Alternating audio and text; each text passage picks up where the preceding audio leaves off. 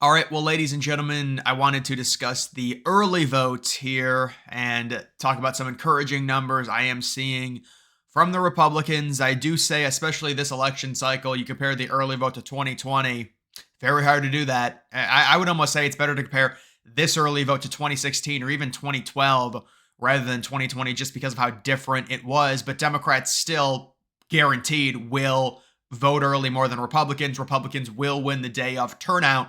The only difference between this and 2020 is that in 2024 we're going to see maybe both get tightened a little bit. So it's not going to be the crazy huge advantage Republicans had on day of because liberals were afraid of the pandemic. They didn't want to go out. They all decided to do mail-in. Now more of them are going to go out day of, whereas Republicans now are embracing the mail-in a little bit more. But again, you are still going to get inevitably more liberals voting by mail in 2024 than conservatives, more early votes from liberals as well, but it is going to be tightened a little bit. So you can see this is just NBC. I guess they've got a tracker. This is based on party registration. So it's very important to understand. You take a look at these numbers.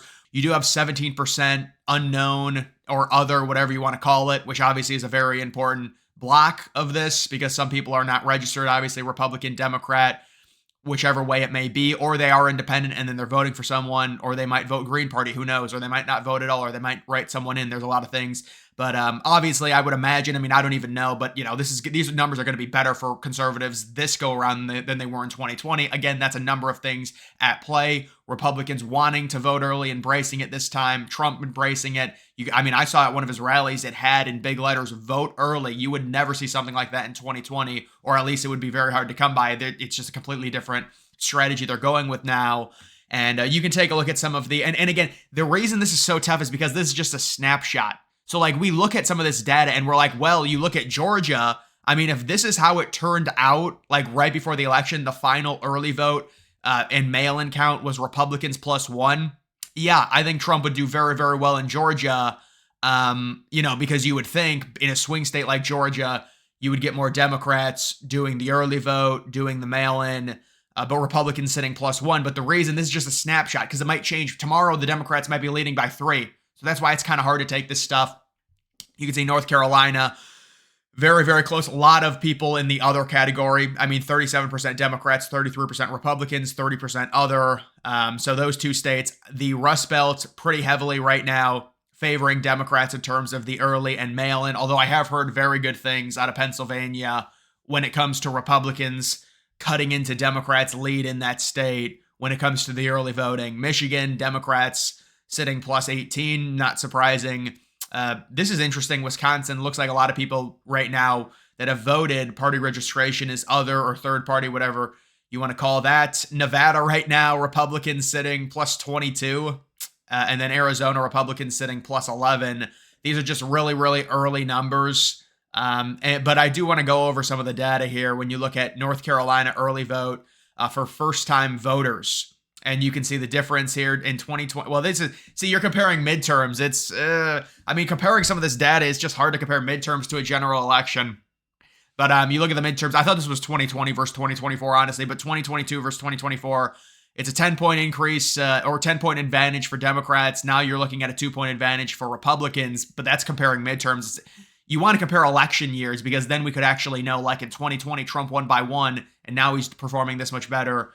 Rather than a midterm year, but still, that is a good shift, and there's been a lot of good early vote. Another thing that we saw, it's the same thing that we saw in Virginia, the first to second day of the early vote, the main counties that were voting, that were making up the voter block, were heavy Republican counties in Georgia and also Virginia.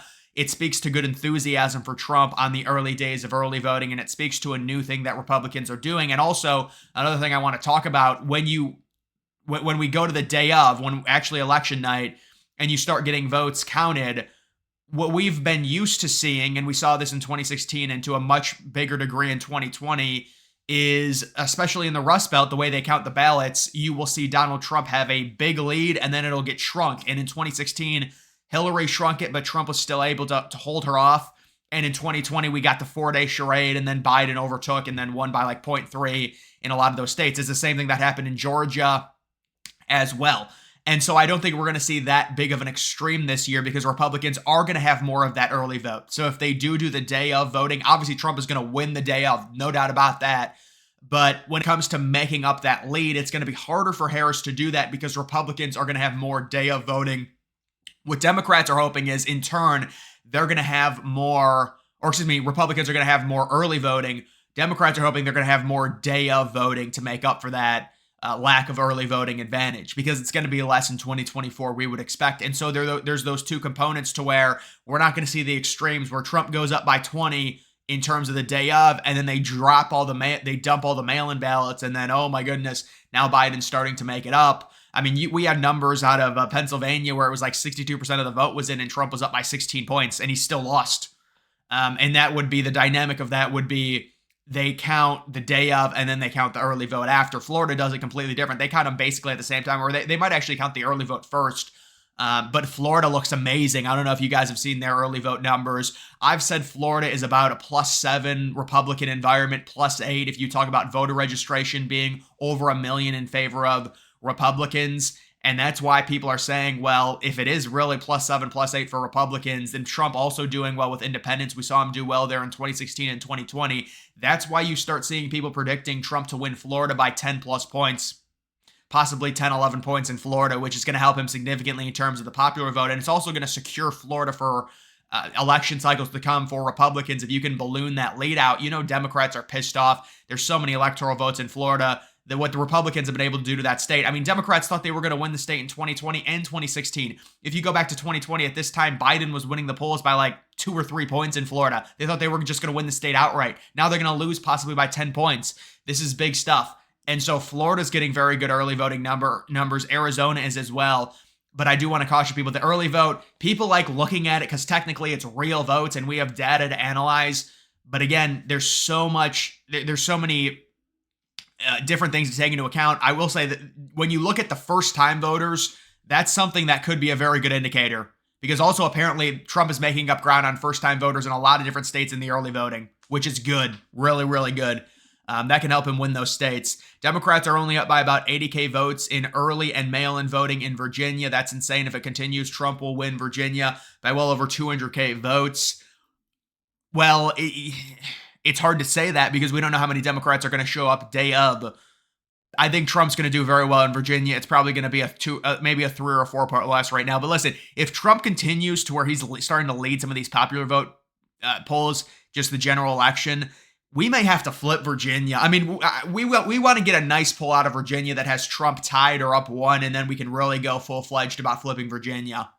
We're waiting for that poll because we've seen polls, there's a few polls that have Harris. I mean, they were like 2 or 3 weeks ago, but Harris +8, Harris +4. It's hard to really say that state's going to flip. But I do agree with what happened in 2021 in Glenn Youngkin, with the amazing early voting. Virginia is going to be very close. I don't know if he'll be able to flip it, but it's starting to feel like this is going to be I mean, you want to call it a landslide, but like Trump wins every swing state and then he wins the popular vote by 0.5. I mean, that's pretty dang good, when you look at that. Interesting, North Carolina early vote after day 1, and you can see the difference. So Democrats I believe this was this the Democrats final or just day 1? Either way, Democrats -13, Republicans +11. This is what we're seeing in a lot of different states. And then the undecided or the independents sitting at +1. Yeah, I mean, that's a nice shift. It's a very nice shift, but a lot of those Democrats possibly, that's also a day 1 snapshot. So it's like maybe they vote at a later date before the election. Maybe they go day of. You're going to get Democrats that were doing early voting. Now they're going to do day of. Are they going to be able to make up those totals? Probably not. I think North Carolina, the one thing I was thinking about it, because there's so many polls in North Carolina and people are trying to swing that North Carolina is this crazy swing state. And it's almost like it's more of a swing state now than Arizona, because it looks like Trump's got a very good chance to win Arizona. But I was just like, if you really simplify North Carolina and you look at Trump and his victory in 2020 in that environment compared to where we are in 2024, and also you've got the narrative of the lack of the hurricane relief. And by the way, it's hilarious how Democrats have shifted that entire narrative. If you go back to that hurricane and what it did to inland areas in North Carolina, go back to what happened during day 1, day 2, day 3 of the hurricane hitting, and all the flooding happening. Biden was on vacation again because that's all he does and no one actually thinks he's doing anything. Instead of doing press briefings, instead of talking about updating status on the supplies that were going there, that's 3 days after the flooding starting in North Carolina. Biden was on vacation in Delaware. And now they're trying to gaslight like, oh, Trump and Republicans are these they always do this. These conspiracy theorists that hate FEMA. No, there was no reaction from the White House for 3 days because your president, who's not, I mean, you don't even believe he's capable of leading the country because you cooed him. He's on vacation again. And so that's how that situation happened. But they always twist it like, oh, no, it's just these crazy conservatives. Oh, they think FEMA's fake. Like, no, he didn't do anything for 3 days because nobody believes he's the president. He got caught sitting on his ass again in Delaware. There were no press briefings. There was no nothing. There was no support. And Trump said, all right, I'll do something to help these people out. And that's how that entire thing started. So, you know, when it comes to North Carolina, the people there are going to see that. And, you know, there's a lot of people that are voting in part because they're very motivated after what happened with the hurricane. And I think either way, with or without the hurricane, Trump would win. But you compare the environment, 2020 versus 2024, Trump wins North Carolina in 2020. It's a much more favorable environment in 2024. It's a more favorable environment than it was in 2016. So you're telling me and again, you're talking about population shifts and maybe North Carolina is getting more liberal and that's just the reality.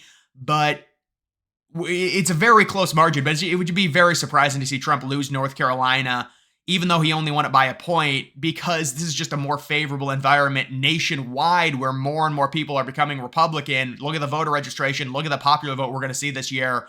It's going to be pretty crazy. So either way, North Carolina looks pretty good. And then you do also have Trump, if people are interested in the basically the weekend schedule here. It's going to be a rally at Detroit or in Detroit tonight at 7 o'clock. So that'll be a Michigan rally. Pennsylvania, that'll be the Saturday night rally. Again, with Pennsylvania, we're expecting Elon Musk to be there. We're expecting to see some dark MAGA stuff. You've got another rally in Pennsylvania Sunday late afternoon. He goes for a press conference. He's visiting North Carolina, looks like, for a full day with 3 different events on Monday. He's going down to Florida on Tuesday for a roundtable. Then he goes up to Georgia Wednesday. Thursday, he goes to Nevada. I wonder if he'll also visit Arizona, possibly on Friday. They just don't have an event there yet. I would imagine if he's going to Nevada, he's going to make multiple stops out west. And then you do have the rally. This is the Madison Square Garden rally that will be happening next week. So a week from Sunday, 5 o'clock Eastern, Madison Square Garden. So that'll be a big thing there. But either way, guys, that is going to do it for this video. Make sure you follow me on X. Link to that's always in the description.